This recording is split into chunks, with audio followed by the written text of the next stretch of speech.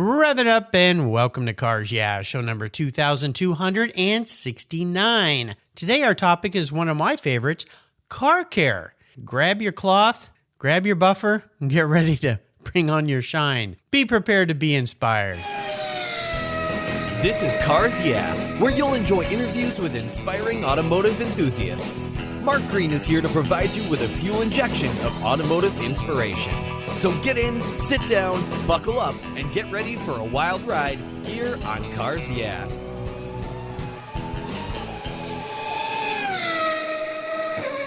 Hello, inspiring automotive enthusiasts, and welcome to Cars Yeah. Today I'm in beautiful Draper, Utah, with a very special guest by the name of Bill Crawley. Bill, welcome to Cars Yeah. Do you have any gear, and are you ready to release the clutch? Yes, I am. I'm grinding a little bit. I think it's good. We're going to be talking a little wax on, wax off, polish on, polish off, all that here, because as you listeners know, I love car care. And today we're going to be talking with Bill about his car care company. But before I give you an introduction and we dive into this, what's one little thing about you, Bill, that maybe most people don't know? That I go to bed dreaming about driving different cars. Well, okay. You're on Cars Yeah. That's kind of the norm around here. Yeah. So maybe that's one thing my wife doesn't know. She thinks I'm just falling asleep and look content, but Yeah. I'm always taking another car through the gears, figuring out what it would be like. You know, I've always tried it. It doesn't really work. Falling asleep, if I want to dream about something, to just lay there before I fall asleep and think about it intently, hoping it will develop into some crazy dream, like driving an F1 car, at Spa or something like that. But my wife says I fall asleep in about 8 seconds, so maybe that's the problem. I don't have enough time to think about it. You're a lucky man if that's how quick it comes to you. Good for you. Yeah, lucky me. Well, that's cool. That's cool. Well, let me give you a proper introduction. Bill Crawley is the founder and CEO of Lithium Auto Elixirs, a company that makes uniquely formulated detailing products. He first fell in love with cars and business when he was just 16 years old. He bought an old CJ5 Jeep and he had to tow home. He fixed it up, and that Jeep, which he bought for $500, he sold for $5,500, and a little bell went off in his head and said, maybe I can make some money fixing up cars, and with that money, he bought his first Porsche. Bill kept buying, fixing, and flipping cars until it led to his first business, publishing a magazine about selling exotic cars, and over the next 30 years, there have been a half dozen companies. Some were awesome, maybe some were more experimental. However, when Bill sold his last company in 2020, he decided to get back to what he loved the most, and that was cars and caring for them, which led to his current business. He took what he learned about formulating chemicals and starting companies and proceeded to ruin just about every saucepan in the house, perfecting the products. I can relate to that. And that has become Lithium Auto Elixirs. We'll be back in just a moment, but first a word from our sponsors, so give them a little love. Buckle up, wax on, wax off. We'll be right back. Years ago, when it was time to renew my collector car insurance policy, my carrier's rates went up.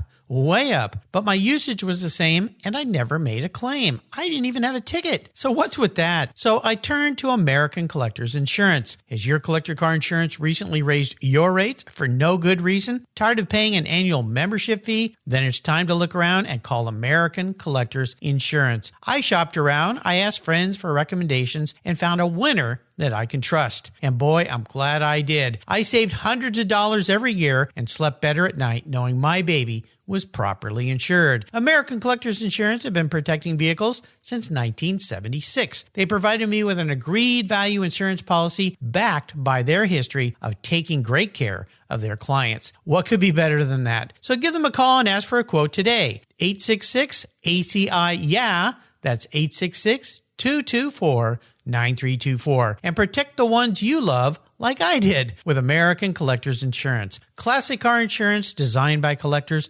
for collectors. 20, 50, or 100 years from now, will there be a workforce to care for the collector vehicles we love?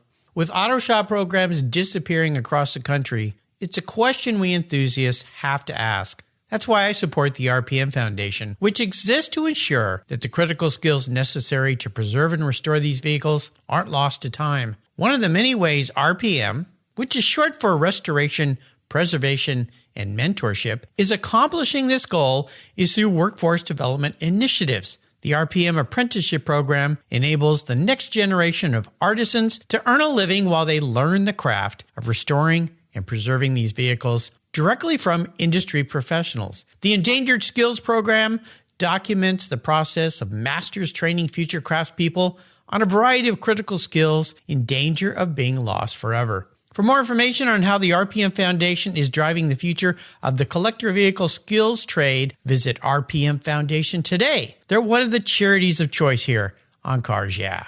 For several years now, you've heard me talk about Linkage Magazine. I've been a subscriber since the start. Their talented and creative team brings you a spectacular publication and website that shares the automotive passion from a worldwide perspective. Linkage is about driving, restoring, collecting, and first-hand experience at collector car auctions and more. They bring you real-world values plus rational, experienced opinions on the current markets. They cover the automotive world and the people who share our passions. And Linkage Magazine has grown, mailing you 6 issues annually. Join me on this journey with Linkage.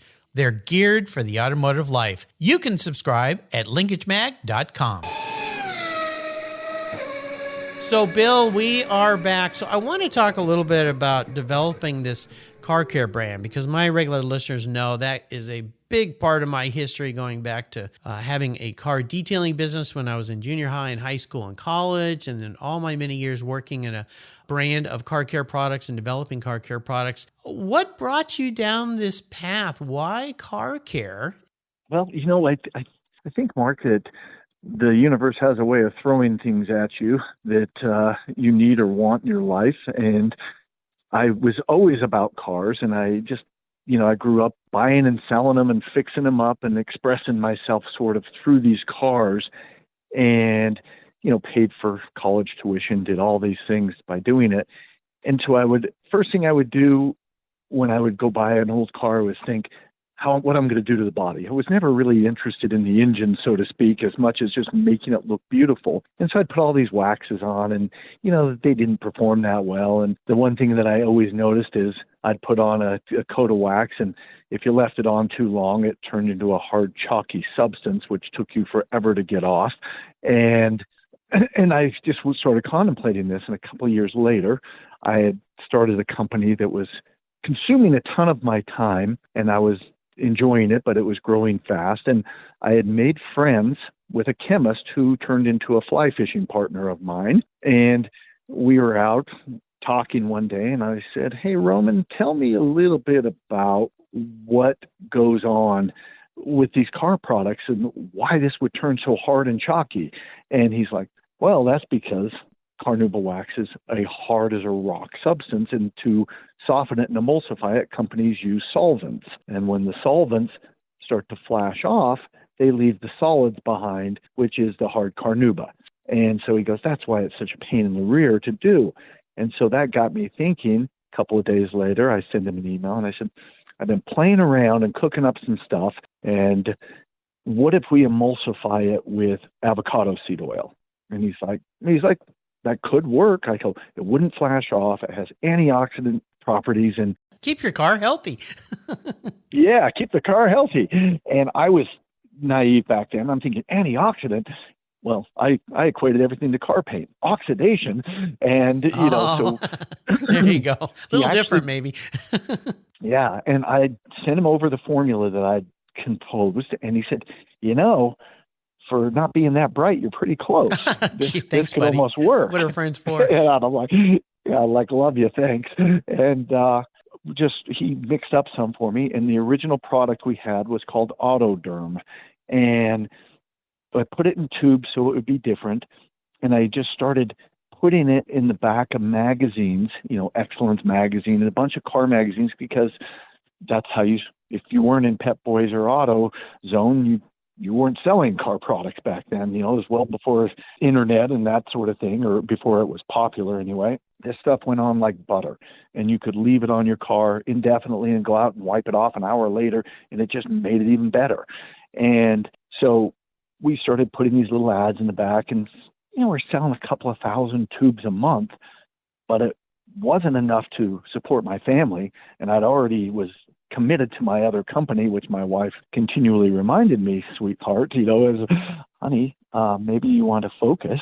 I'm like, "Yeah, I know, but why other people are golfing, honey, I'm mixing stuff in a pan. Yeah, Look at me." Yeah. And so she just wanted her she pans turned out back. to be right. Exactly. And she turned out to be correct. And I there was just no future for it because I did not have the time or the wherewithal to go and either print a catalog and try to go direct, as you and I have discussed, or go out and try to get with the buyers at these giant chains and brick and mortar stores to get it placed. And it was $19 a tube, 30 years ago. And so people are like, yeah, that's not going to happen. But there was that specialty that specialty market. So I put it on the back shelf and I tried to give the company away. I'm like, hey, it's producing $9,800 a month. You could do something with it. Are you going to give me money to run it? Well, no, I was just going to give you the business. Go run with it. So I kind of let it go. And as I built my other company and I sold it off 20 years later, I decided, you know what? I'm going to do what I really love to do for the sake of doing it, just for doing my art more than because I want to make a buck. And this will be an interesting thing because money was always the tool. It was always the oxygen. It was always everything that either you were around to fight tomorrow or you weren't based on what your bank account was. And I thought, without that being the driving force, what kind of business would you create?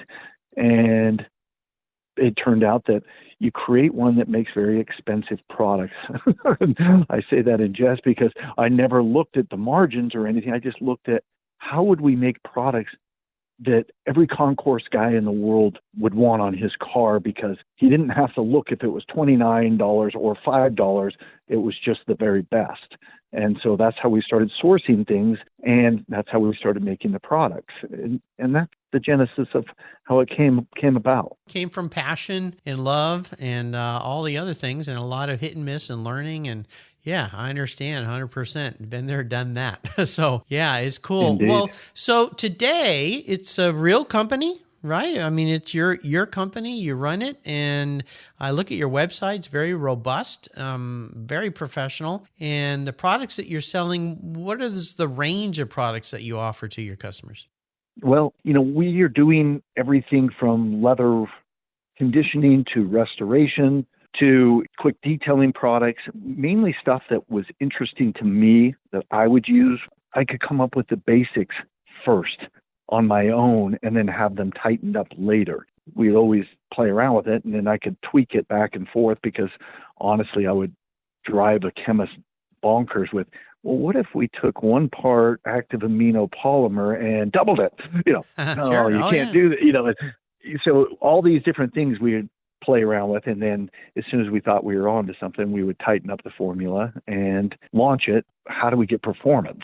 And then everything else kind of form followed function and went from there. So, but there is that group of people that loves it. Well, I think one of the things that makes sense to me is, when you go to market, you can choose where in the marketplace you want to be. And we all know you go to the big box stores or now online, and there's so many car care products out there, and they range in a very broad range of price points. And even if you look at, let's say, one brand that sells 5 different car washes, and way back in time, I used to think, why would you do that? Just make the best and sell it. Well, I had the same mindset as you had. I didn't understand the business as it relates to try to please everybody. So there's a guy that'll come in and buy the cheapest car wash. Then there's one that'll pay a little bit more. Then there's one that'll go, well, I want to buy the top line. And then there's a guy who'll say, I don't care what it costs. If it's the best, I will buy it. And so those companies were catering to all those. Sounds like you, and in my early career, we were catering to just the best of the best. What's the best we can make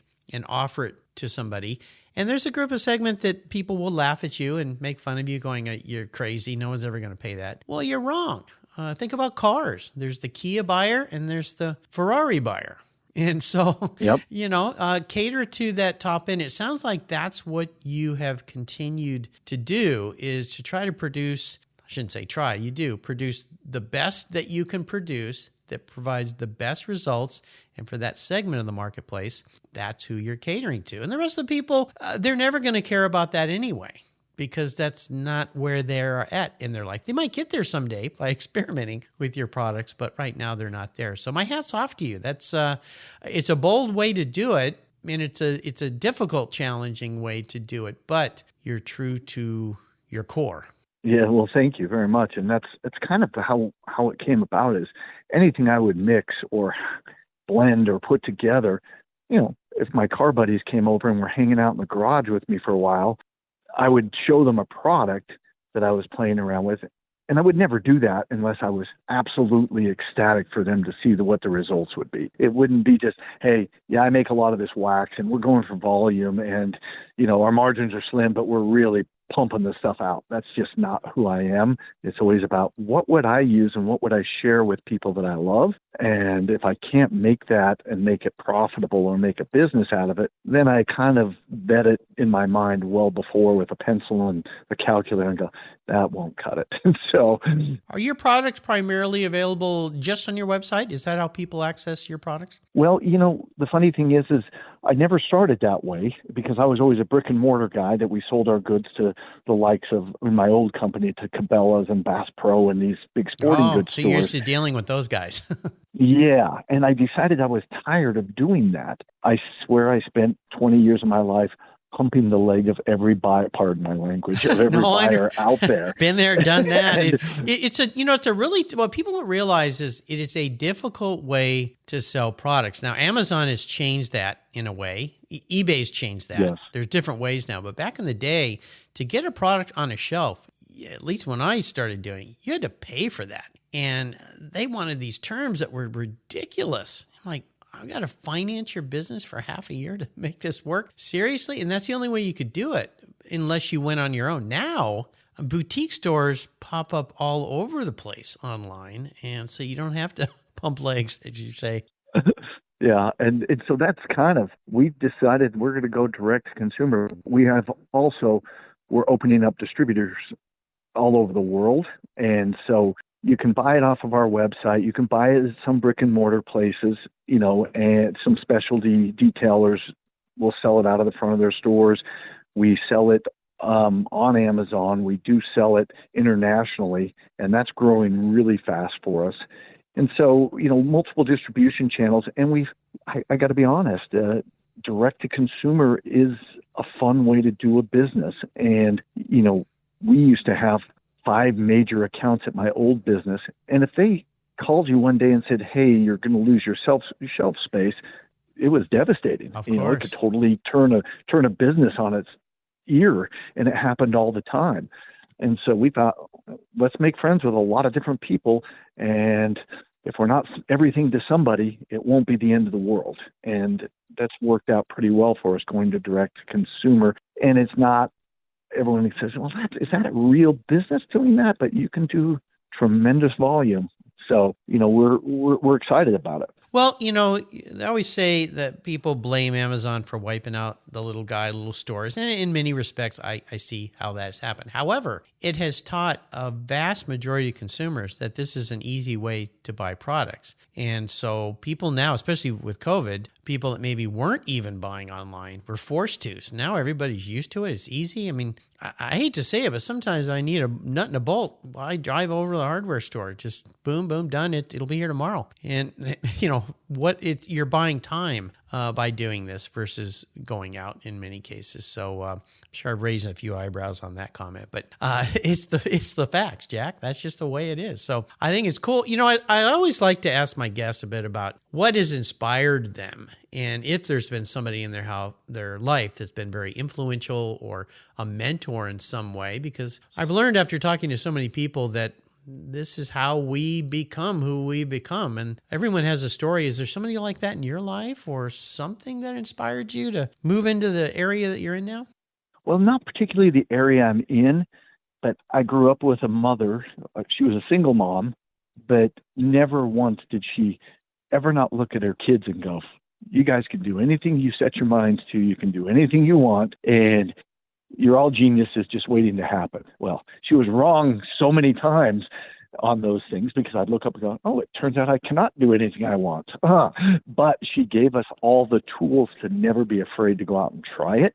And even though I know she struggled, she never looked at us and said, life's a grind and it's a burden and you kids cost me a lot of money. It was always, no, you can do whatever you want. Yeah, always that uplift. And even if you knew she was embellishing slightly about how something turned out, hey, yeah, that car that you painted looks really great, even though you ruined her garage doing it kind of thing. She was always kind of let it go at the right times and, gave you that boost. And so I think that was a big driving force to whatever I can think of. I'll just go out and do it. Mom says I can. Yeah, exactly. I mean, that's just, you think of the value of parents that raise children in that light. And so many do. It's just spectacular. I had the same. So bravo for that. How about challenges? Because these challenges we face, and no doubt you faced a few having had so many businesses, is there one big one that was a huge learning lesson when you look back on it? Oh, yes, Mark, and it still gives me anxiety and PTSD thinking about it. You got to let it go, dude. You got to let it go. Yeah, I can't. I want to, and it won't let me go. But, when I was getting ready to exit my company recently that I sold, I knew I needed I wasn't ready to retire. I wasn't ready to stop. And so a couple of years prior to doing it, I started a business in the fitness world, and I hired a bunch of people to do it and thought, okay, they're going to build it up while I am still honoring my contractual obligations and doing everything. And then when I'm ready to leave and my contract is over, I will go jump on and we'll start up and go from there. And it turns out, Mark, that businesses need leaders, not managers. And so to hire people with the expectation that they're going to have the same passion and desire to figure it out as you do is a big misconception. And I just ended up losing so much money and having so much heartache and, so much angst over the whole thing that I decided never again will I do it just for the sake of doing it. And so I won't go into a lot of dirty details because let's just say it hurt. Financially, emotionally. Yeah. Let me ask you this for listeners out there that might be experiencing or not even know they're about to experience such a thing. Can you elaborate a little bit better on if you had done things differently, how to set yourself up for success, having learned what you learned? Is it as simple as the fact that you either have to be the leader or you have to have a leader versus thinking that managers can do it the way you want to do it? Is it that simple? Or I know there was a lot more complexity. We don't have to get into it, but maybe just one of those learned lessons that somebody listening out there will pick up and go, oh, don't make that mistake. Here's the thing is and you and I talked a little bit about this. The thing that intrigues me most intellectually is turning points for people. How did they go from being a guy, just a regular guy to George Washington? Where did that happen? Or where did you go from being, making computers in your garage to, as cliche as it sounds, to Apple? Where were those turning points that you could have either quit or you could have carried on and you boosted it in that last level? And it turns out that there's a thing called the J curve, and it's a book, and I'd read it, and it is so true that every business starts out being unicorns and puppies and everything's possible and your friends are congratulating you. And then it comes to the point where all of a sudden you've got the business far enough that now you're depending on cash flow to pay the overhead and you're doing all these things and you start to go down this slope and you get to the bottom of this curve. And when you hit the bottom of the curve, that's where you can't pay your bills. Things are going wrong. Everyone who said they would buy your product was just being nice, and you had to pivot because it didn't really work that well. And now you're changing it, but you're so upside down. You either go back and work and get a job, or you push through. And the gentleman who wrote this book, he was a venture capitalist, and he would watch the turning points as to when you should quit and when you should lean into it and push through the difficulties. And so if you're looking to start your own business, one, you better love what you love and love what you're doing. And that sounds cliche because everybody says it, but that is going to get you through the hardest moments. When you look up and go, I'm doing this for free, and I would do it for free anyway because I love doing it. That will get you through those moments. But just know that it always costs more than you think it will. It always takes longer. So that ability to stay in the fight longer than the next guy is the key. And to keep analyzing it and saying, what am I doing wrong? What do I need to change? What did this business do right? And if you kind of look at it from those perspectives, there's a science behind it, but there's a lot of luck and you can pick the wrong business and or pick the wrong place to dig a well, let's say, and dig forever and never hit water. So you got to be smart enough to know when do I change my plan. And so I don't know if I rambled there or if I gave you any advice at all. But the other part of it that comes to mind is seek help and find Indeed. somebody who's smarter than you and ask for their help and get their help, whether it's through a consultant or paying advisors or having people come on board and that are way smarter than you in the area that you're struggling with. And that's where a lot of CEOs fail. Hey, I want to talk about your passion for cars, because obviously you go back to that story with the Jeep and how that kind of turned your life into realizing you could have fun with cars, make money with cars. What's a special car story for you? I got to tell you, Mark, it's not actually a car. It is a go-kart. And I'll try to make the story as painless as possible. But once again, it comes back to that belief that I have that the universe kind of is on your side if you'll get out of your own way, as you said, and let it do it. And I was coming home on a Christmas morning from Grandma's house in the back of my mom's car, just took possession of a new set of red corduroy pants and a sweater that I was lamenting in the back seat. Better than a bunny costume. Yeah, better than a bunny costume, but not far off. I'm thinking, if I wear these pants to school, I'm certainly going to get my butt kicked. Yeah, so, somebody's going to pick on me. But to make a long story short, we turned the corner and my neighbor frenemy kid that lived next door to me was ripping up and down his front lawn in the snow in this brand new go-kart. And I'm just like, jaw drop and lose my breath. And my mom looks out the window. She's ruining his lawn. And I'm just thinking, what are you talking about? Yeah, that this looks is like the greatest moment of all times. Yeah. So I looked at that go-kart and I dreamed about it every single night. And I called my friend Derek and I'm like, did you see what Scott got for Christmas? He goes, I got one too, dude. Oh. And I'm like, no. So frenemy and best friend now have them. And so they kind of unite in their quest to and you get to stand around in red corduroys and watch the fun. Exactly. So a couple of months goes by. I've actually tried to replicate their go-kart out of wood in my garage, which I never opened the garage door because it was embarrassing when I was done. But I'm trying to figure out how am I going to get this thing. So I'm at school playing basketball late one day, and we're out on the playground, and I realize, oh my gosh, I got to get home. And I start jumping fences on the way home to save time. I jump over one fence, Mark, that I probably walked along or gone past his house 100 times. Decide to jump over the fence to save time. And when I land and hit the driveway, there is this go-kart leaning against the wall of their garage.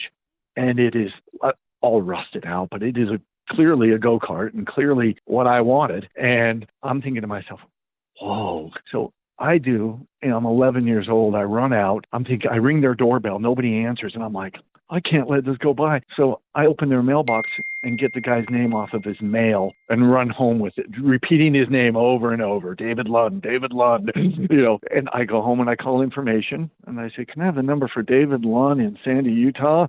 And lo and behold, they gave it to me. I dialed the guy up and explain, I didn't mean to be in your backyard, but I did notice you had a go-kart.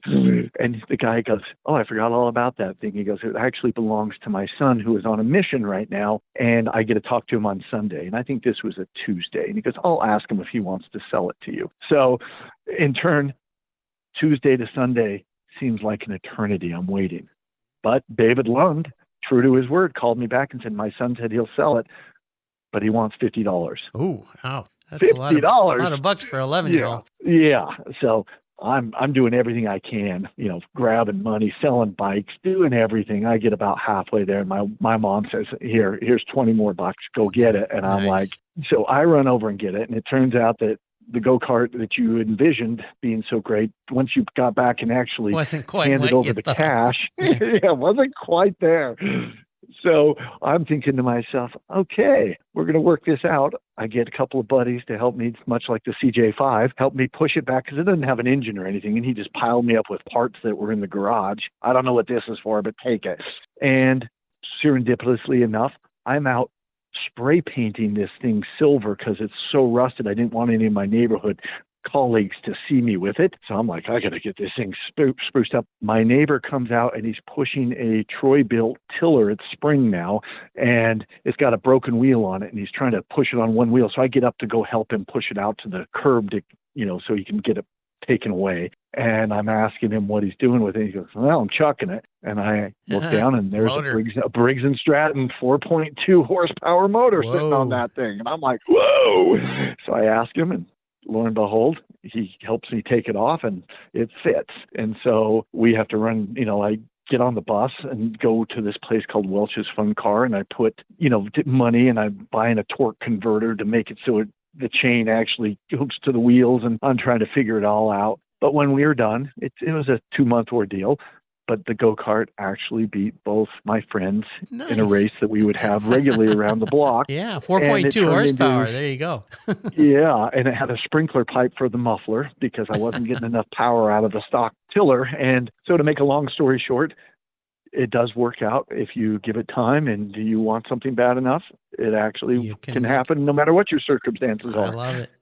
Nice story. I love it. Hey, how about, I'm going to play car psychologist a little bit with you here. If you were manifest, reincarnated as a vehicle, what would you be?